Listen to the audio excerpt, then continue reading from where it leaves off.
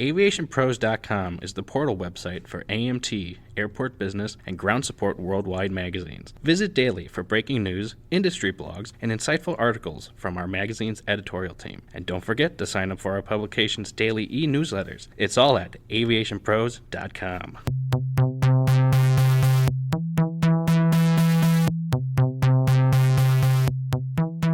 Hello and welcome to the Aviation Pros podcast. I'm Josh Smith, editor of Ground Support Worldwide. Today we're speaking with Alberto Rocha, Director of Sales of the Americas at ITW GSE, to explore the topic of battery-operated ground support equipment as well as related power solutions. Alberto, thank you very much for being willing to share your insight on this topic. Hello, Josh. First and foremost, thank you for having me and having the opportunity to present ITW GSE in the Aviation Pros podcast series. Electric and battery-operated ground support equipment is obviously in high demand right now, and there may be several reasons why an airline or a ground handler may seek out this type of equipment. I guess to start the conversation, could you share some examples and maybe some of the most common reasons why your customers are seeking out electric equipment and what stories they're sharing with you? Absolutely. As you have said, there is definitely now an appetite for battery-operated equipment. And there are many drivers behind that. Obviously, one of them is cost of fuel. Fossil fuels have become very expensive, as you already know, even for consumers in the automotive industry. But for GSE, it's also very important to start limiting the contamination that ground support equipment produces at an airport. Aircraft on its own already has the big challenge as they consume very large amounts of jet fuel, and that's very difficult right now to control. So one of the areas where they're focusing on right now to reduce the carbon footprint is by implementing ground support equipment. And very fortunate for all of us is that battery technology is now at the point where it can be integrated into many products that can support the aircraft while it's on the ground that will not require fossil fuel. Many of our customers have obviously requested ground power units, which is one of our specialties. But as you know, batteries are not something that is new to power ground equipment. It's been many years since like small tractors, loaders, and other GSE products have been battery powered. Ground power units, on the other hand, have been more of a challenge because they have to produce a very large amount of electricity to be able to power a commercial aircraft. So now is the time when customers are seeing that thanks to the availability of technology and high power batteries, we are now able to merge those two technologies and provide a product that is frankly very reliable. And with that is not only the reliability that we are seeing now with battery-driven products compared to fossil fuel products, but at the end also is the cost of operating them, obviously the maintenance cost, and the safety factor is also extremely important to most operators around the globe. You bring up a great point about the range of equipment and the different types of ground support equipment available today in electric or battery-operated versions and how it's grown beyond just baggage tractors and belt loaders and that smaller equipment. So to your point, ITW GSE manufactures an electric GPU as well as PCAs. I guess, Alberto, what have been the most important advancements in technology that have enabled the electrification of more types of ground support equipment? I would say that probably one of the most important advancements has been in the technology and specifically the intelligence that you can now bring to products.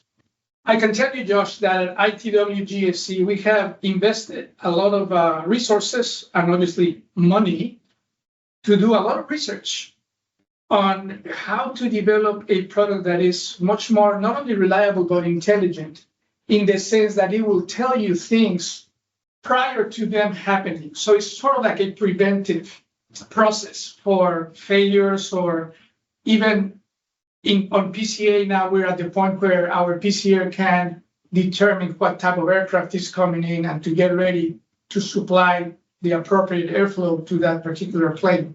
So I would say that is probably one of the most important ones, as well as, again, being able to now obtain high capacity lithium batteries in smaller packages, which then enables us to really have a lot of energy storage that can last for many hours of operation at an airport every day.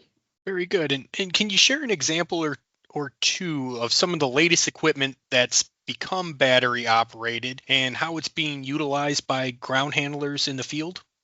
Yeah, so I mean, for ground handlers, I would say that the latest acquisition for their fleets has been actually on ground power. They really started with, as we discussed previously, the smaller tractors, maybe even pushback tractors, loaders, some of those types of equipment. But now it's ground power, the one that is starting to get really implemented. And that does bring a different challenge to them when it comes to the operation of the equipment and then how they pull the equipment around an airport. I would say that, yeah, definitely. I mean, we are seeing other products going into that segment, maybe de-icers, for example. But at this point in time, I would say that ground power is getting a lot of attention, again, because of the number of hours that it has to be in service compared to a tractor. You know, tractor goes from A point to B point, or a pushback tractor is just pushes the aircraft a short distance and it's done. The ground power needs to be there connected for hours and constantly supplying the energy to the aircraft. In which types of traditional ground support equipment, you mentioned, pushbacks and de-icers are making their way into the electric kind of arena here, but, which types of other traditional GSE might we see kind of continue this trend of becoming electrified sometime in the near future? In my opinion, I think the next step, and at least from the ITW GSE viewpoint, would be preconditioner units. I think we're getting very close to be able to manufacture and deliver an air conditioner for narrow body aircraft that is 100% battery driven. You can charge, you will use, and then you will bring back to the charging station. And that requires not only a lot of energy, but a lot of technology to make it efficient and reliable and easy to use. But I would say that will be the next step, at least for ITW GSE. And as more electric GSE is put into service, of course, charging infrastructure and availability becomes an increasingly important topic in the industry. How has ITW GSE worked to supply some of these eGSE charging solutions? That is a great question, Josh. So yes, as you know, we started our journey with battery-driven product many years ago. In fact, we were first movers when it came to 400 hertz. And immediately, one of the challenges that we recognized was, where do we charge? The airport owns the building. That's typically where the electricity is. Sometimes the airline doesn't have control of that, or the ground handling company. So what we have done is we developed a few options for products that you can utilize together with ITW products, and they become charging points. And a good example would be a product that we call the Power Share Box. And this is a product that attaches to our solid state converters and or PCR units. And that box gives you a charging point for your eGSE. And we're starting to see a lot of customers really appreciating that and giving them that solution. And there was a lot of intelligence that was implemented to that product, because the beauty of that is that you do not need additional expenses and infrastructure for this new box.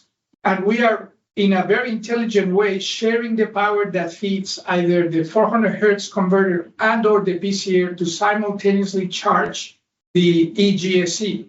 So if you need more power for your converter or your PCR, we give priority to that. And when the PCR doesn't need enough or more energy, then we switch and provide all that energy to the charging point.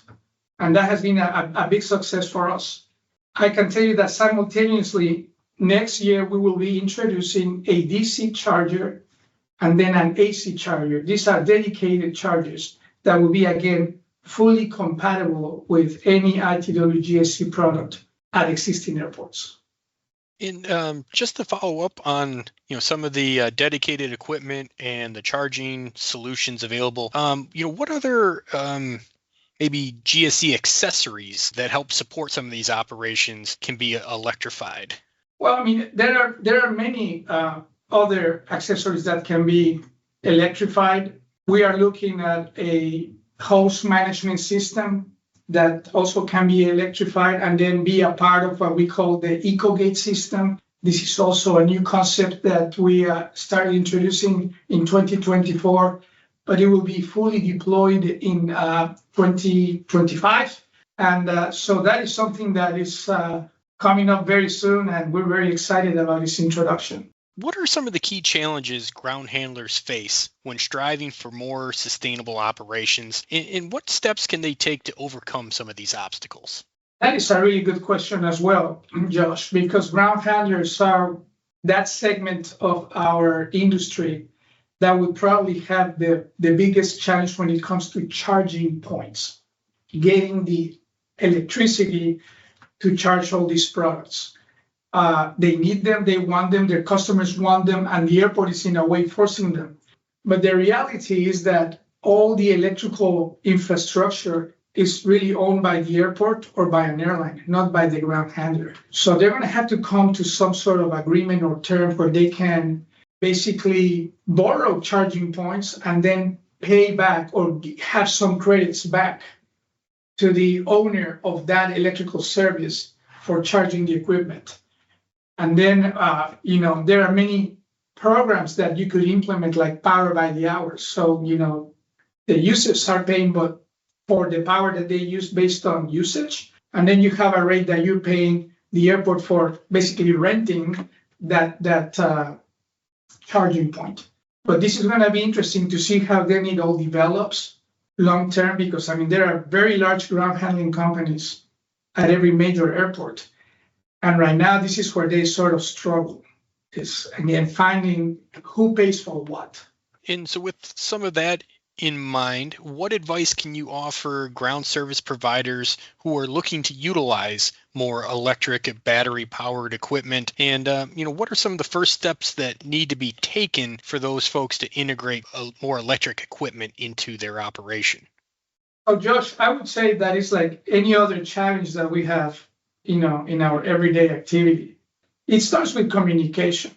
And for ground handling companies, and I have been meeting with some of them recently, they really need to express their pain points, as we call them, so that we can understand how to develop the proper solution, either directly with ITW GSE and or having the airport authority involved and or the airline.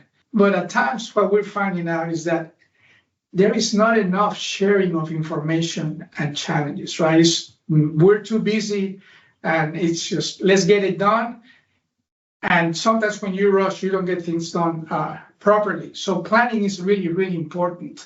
So I would encourage, the ground handling companies to really look at the big picture, right? So what's in it for them when it comes to the operation, reliability, their operating expenses, capital expenses. That needs to be taken into consideration. And then how do you maximize that when you have maybe the lack of charging points? And then so how do you negotiate that with the stakeholders for the electrical infrastructure? Very good. Any other advice or kind of closing thoughts here before we wrap up our conversation? Josh, I can tell you that we're very excited looking into the future. And as you know, we're also always working in new projects, new developments, and I'm excited at what's coming our way next year. And we would like to share with you, obviously, more and more as we get closer. But electric aircraft is here. battery-driven aircraft. Right now, we're doing some testing with some of the manufacturers, and we see that will become the future. It's going to start in a small scale, where it's only a commuter plane with 5 passengers. But that's the beginning. It will grow then to, hopefully, I will be around to see when there's a large battery-driven aircraft with 300 passengers. But the future is bright for battery and electric ground support equipment. All right. Well, very good. That's going to conclude this edition of the Aviation Pros podcast. I'd like to thank our guest once again, Alberto Rocha of ITW GSE. And if you'd like to learn more about his company and their eGSE product range, please visit www.itwgse.com. And for more information about eGSE, charging infrastructure solutions, and more, you can stay up to date by subscribing to Ground Support Worldwide's daily newsletter. And if you enjoyed this episode of the Aviation Pros podcast, please subscribe to it wherever you download your podcasts, rate and review it, and be sure to share it with your colleagues in the industry. And as always, please continue to visit AviationPros.com.